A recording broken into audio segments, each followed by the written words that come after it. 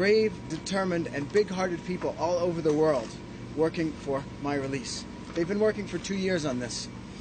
I had no idea when I was in prison. I had no idea that so much effort was being expended on my behalf. And now, having found out, I am just overwhelmed with emotion. I'm also overwhelmed by one other thing, and that is that total strangers have been coming up to me and saying, "Hey, we're just glad you're home. Welcome home. Glad you're back. Glad you're safe. Great to see you." So I suddenly remember how good the American people are and what kindness they have in their hearts. And to all those people, I say a huge thank you from my heart, from the bottom of my heart. And now, look, I'm so grateful that you are expressing all this interest in me. At the same time, I have to bond with my mother and my family now, and I can't give you an interview, and I can't give you a talk back and forth. Can you tell us what it feels like? And that's all I can say to you. But in the future, I promise I will respond to your emails, and I will be present, and I will help you guys do your job. And I'm one of you, and I know what you guys are going through, so I want to help you guys, and I will be there, and I will respond, but I can't do it now. Thanks very much. Welcome back. Welcome Theo back. Curtis there, giving a short statement outside his family home in Cambridge in Massachusetts after he was freed on Sunday after 2 years in captivity held by Syrian extremists. Didn't give much detail about how he was freed, just grateful, he said there, for the amount of effort expended on his behalf on getting him home. Let's talk to Sky's Nick Martin, who's in Washington. Nick, hearing there from Peter Curtis, empathising with all those journalists with their many, many questions. He didn't feel up to answering them today, though.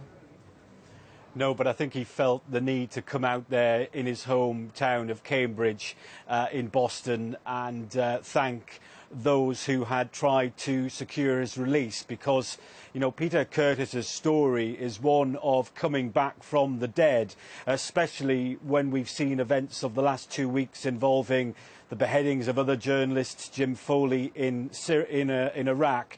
And so he clearly wanted to come out and thank those who had helped him. And it is a long list. In fact, it went all the way to the United Nations, who say they helped facilitate his release, along with the United States and 12 other nations. Now, Mr. Curtis was working as a journalist, thought to have been in Turkey en route to Syria when he was captured by the Al-Nusra group, the Syrian arm of Al-Qaeda, if you like. He was held captive for nearly 2 years.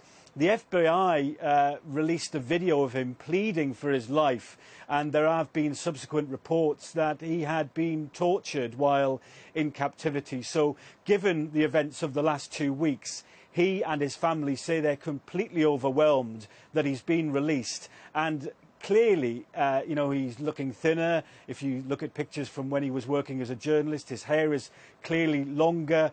But what a relief for him to be back on home turf, especially given the escalation in violence on behalf of ISIS, the murder of Jim Foley. His story really, as I say, is one of coming back from the dead, and I think will instill hope in other families who have loved ones across the world who are held in captivity in various circumstances.